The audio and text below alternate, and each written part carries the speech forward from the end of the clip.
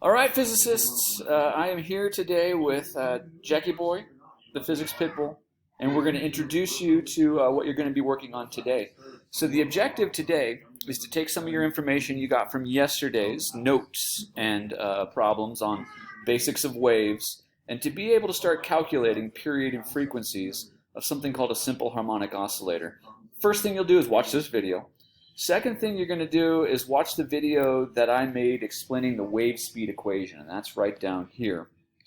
Ultimately, you're going to turn in some problems to demonstrate your understanding of it, and they're going to be in your book on page 472, problems 6, 8, 9, and 10.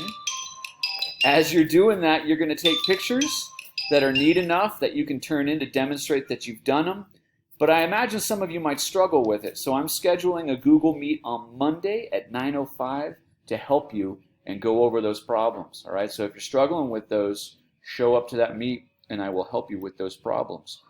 All right, and as always, if you have problems or need help, send me an email, and I'm still doing Monday through Thursday office hours from 3 to 4. So you can ping me on Google Hangouts and I can help you there.